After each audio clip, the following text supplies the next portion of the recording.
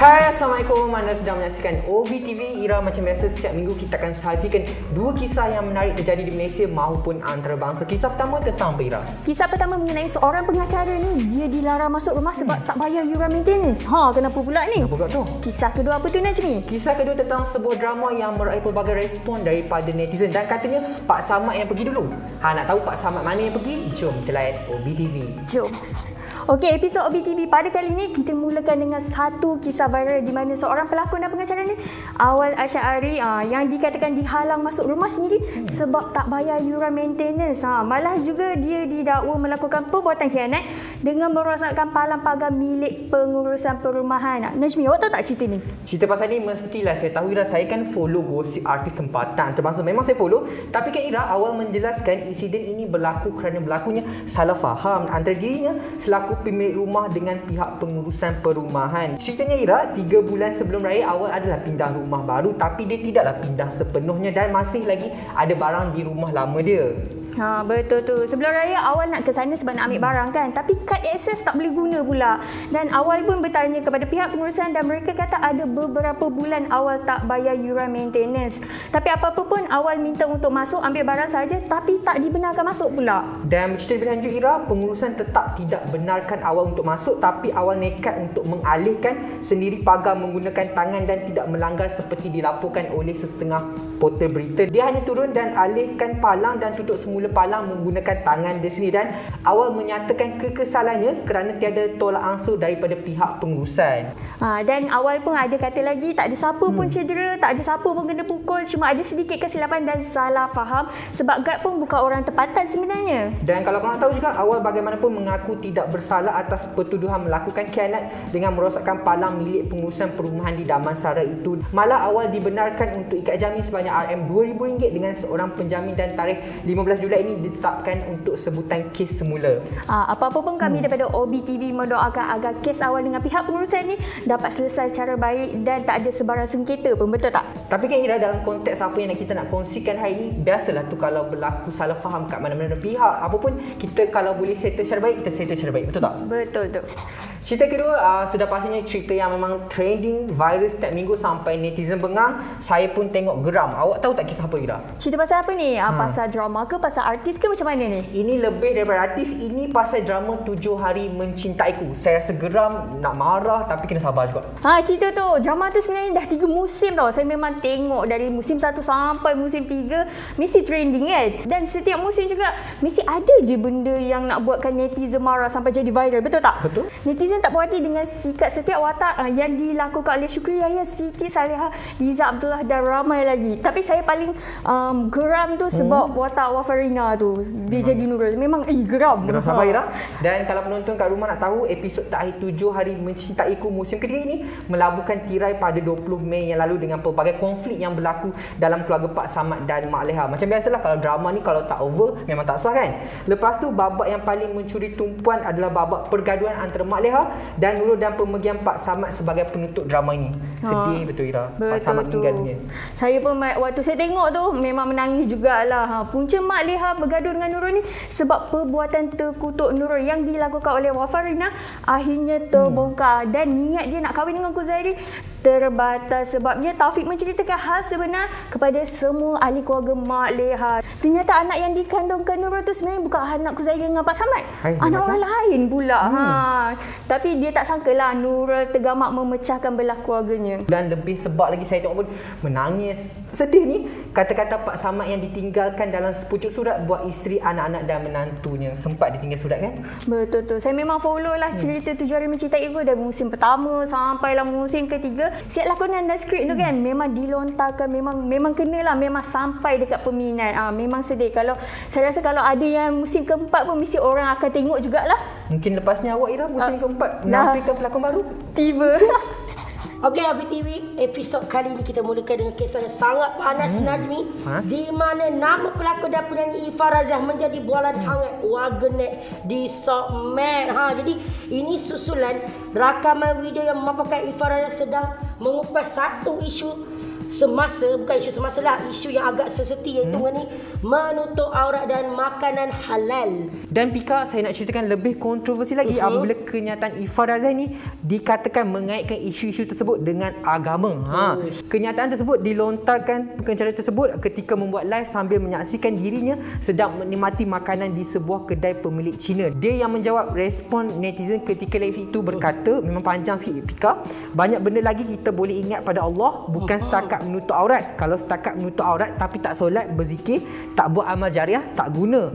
Itu salah satunya. Apa yang saya kata lebih kontroversi, dia mengeluarkan kenyataan bahawa dirinya sudah 3 kali menunaikan ibadah umrah, dan tambahnya lagi banyak juga orang kata pakai tudung pun tak pernah Allah jemput pergi umrah atau haji. Tapi saya ni belum pakai tudung tapi Allah dah jemput saya 3 kali. Agak berani di situ. Berani. Dan tambahnya lagi Pika, kalau pakai tudung tapi mulut jahat, duk mengata orang, fitnah orang. Saya pernah jumpa wanita yang bertudung tapi tak solat. Macam tu. Dan pengacara itu dilihat naik angin apabila netizen yang sangsi sehingga mendakwa dia makan daging khinzir. Ya Allah, kebawah kata orang tu dah tunaikan umrah 3 kali, tak kala nak makan daging khinzir. Betul tak Najmi? Netizen pun janganlah mudah mencetuskan tuduhan yang tidak berasas, nanti jatuh fitnah, dah fitnah berdosa besar tau. Sebab Ifah Razak sendiri cakap restoran makanan Cina itu mempunyai sijil pengesahan halal, dan ujar Ifah Razak lagi, ini kedai Cina tapi banyak orang Melayu makan dekat sini, mestilah halal. Takkan tak halal, saya orang Islam kot, takkan nak makan daging yang akan jadi darah daging. Tapi kan saya rasa Najmi, awak ada tertinggal satu lagi kenyataan yang dibuat yang membuatkan netizen agak marah. Saya rasa semua macam dah cerita. Ada yang mana satu ni Mika macam banyak. Tak apalah, awak mungkin cepat lupa, tapi jomlah kita terus ke cerita kedua. Jom. Berita yang seterusnya memang panas. Siapa yang tak kenal dengan pasangan influencer ni? Si suami orang Malaysia dan si isteri orang Korea. Maka jadilah durian kimchi. Pasangan ini memang cukup popular di Malaysia Pika. Apa yang diorang buat mesti akan mendapat perhatian netizen. Netizen macam biasalah, semua benda nak tahu. Baru-baru ni Mariam berkongsi rutin hariannya di sosial media dengan menyediakan makanan buat anak mereka yang bernama Rina. Kalau tengok Mariam di sosial media Rizal ni kan, saya memang respect. Sebab sangat rajin. Kalau nak tahu Najmi, setiap malam kan dia akan sediakan makanan sedap-sedap untuk anaknya sampai suaminya puji melampau. Tapi kan Pika, di sebalik kerajinan Mariam ni ada netizen tak senang duduk tau. Ada je kan netizen ni. Netizen mendakwa Mariam ni sediakan makanan frozen buat anaknya. Sampai macam tu kan, tuduhan tak berasas ni. Sampaikan benda ni, Mariam mengadu kepada suaminya dan tunjuk mesej tersebut. Bagaimanapun Pika, Riza menasihati isterinya untuk blok saja pengikut sebegitu kerana dia kesian kepada Mariam yang sudah bersusah payah menyediakan makanan buat anak mereka. Dan untuk pengetahuan awak dan penonton kat luar sana, Riza ada memberitahu sehingga hari ini Mariam tidak pernah membeli makanan di luar. Kami harap Mariam dan Riza tidak mengandalkan kritikan netizen yang saya rasa orang kata kena ignore je lah. Dan setiap ibu bapa ada cara tersendiri membesarkan anak mereka. Yang tak bagusnya kalau korang jangan siap kritik. Betul tak? Betul. Tapi dalam konteks apa yang kita kongsikan hari ini, netizen janganlah cepat sangat melatah. Tak pasti jangan komen. Kan tak pasal-pasal boleh mengguris perasaan hati orang lain. Yang penting kau tak pasti jangan komen lah. Lebih baik orang cakap diam saja. Diam je. Okey Abi TV, untuk episod kali ni kita mulakan dengan cerita yang trending. Saya tanya awak lah kan, kalau awak, saya percaya awak main TikTok, saya tanya awak suka konten yang macam mana? Adakah yang joget-joget? Dia pergi travel atau macam mana? Kalau saya lah kan, saya suka konten-konten yang macam makan-makan, pergi tempat yang menarik. Tapi saya lebih suka buat konten yang macam untuk menyampaikan sesuatu isu kepada tu. Tapi awak ni sangat biasa lah. Sebab apa? Sebab patutnya awak jadi macam seorang influencer yang famous daripada Pakistan yang sampai orang kata viral di TikTok. Kenapa pula ni? Saya nak cerita ni, tapi janganlah ikutkan. Seorang wanita Pakistan yang dikenali sebagai Humaira Asghar dikatakan tekad menyalakan api sehingga menyebabkan berlakunya kebakaran di kawasan terletak di hutan simpan, iaitu Taman Negara Magalahir. Dan dalam video itu kelihatan Asghar sedang memperagakan satu busana di jalan seperti model gitu menurun ni Bukit Magalah sambil hutan di belakang habis di api. Dan mengisi caption postingnya betul api marak di mana saja saya berada. Gitu. Bagaimana poster tersebut dipadam sebangsa terima berbagai kritikan di seluruh dunia saya kira.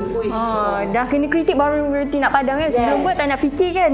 Susulan daripada tindakan tersebut, Azhar kini dihadapkan ke mahkamah selepas wakil agensi kerajaan dan bukan kerajaan iaitu NGO di Pakistan bertegas mahukan dia dikenakan tindakan. Dan menurut sumber insider, insiden seperti ini bukanlah kali pertama berlaku dekat situ tau. Sebaliknya terdapat beberapa insiden yang serupa berlaku termasuklah di Bandar Abbottabad di mana seorang lelaki ditahan kerana sengaja membakar hutan. Saya nak pesan kepada TikTokers atau konten kreator di luar sana, janganlah suka hati merosakkan alam semula. Jadi tolong. Dan jangan juga bakar diri demi konten sebab benda tu tak berbaloi. Sebagai konten kreator kena jadi macam Ira yang sentiasa menyampaikan orang kata info-info berguna kepada anda dan contoh terbaik. Betul tak Ira? Betul tu. Nak buat konten kena benda yang bermanfaat. Okey Pika, kita nak ceritakan pasal kisah kedua ni tau. Tak pasal-pasal lah seorang penyanyi BBNU ni dia terbalik pula dengan gosip bercinta dengan seorang pelakon. Tahu tak kisah tu? Siapa tu kan? Sebab saya ni kalau pelakon baru ni saya jarang tengok TV. Tapi itulah baru-baru ni saya macam ada tergegar di telinga saya. Farisha Iris. Macam menjadi sebutan warganet. Betul ke tak? Ira? Betul lah. Baru-baru ni kemesraan antara pelakon Nizam Zaidi dan penyanyi Farisha Iris menjadi tumpuan ramai selepas berkongsi momen sweet dekat media sosial. Tapi kejap, diorang ni bercerita ke tak? Sebab adalah khabar dakwaan yang mengatakan diorang ni macam dah break. So baru-baru ni kan timbul macam ada cakap hubungan percintaan mereka putus di tengah jalan. Betul ke Ira? Tak sure lah tu. Tapi Farisha Iris dah tampil menafikan khabar angin tu dengan menegaskan dia dengan Nizam tu sebenarnya berkawan je.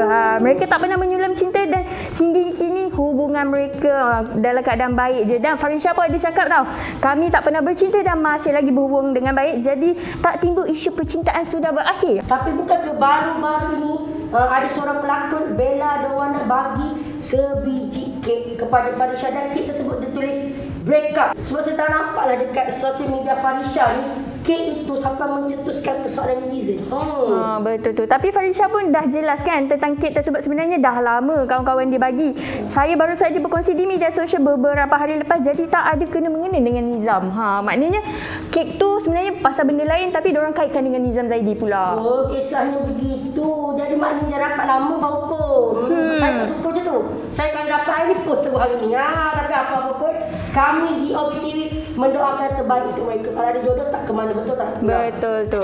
Okey, sekian saja OBTV untuk kali ini. Untuk baca artikel-artikel menarik, jangan lupa layari www.ohbulan.com.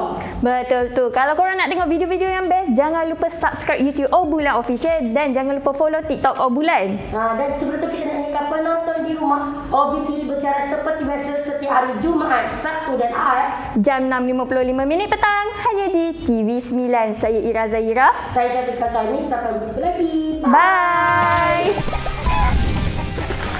Tuan suruh saya action, tuan tak suruh saya cakap.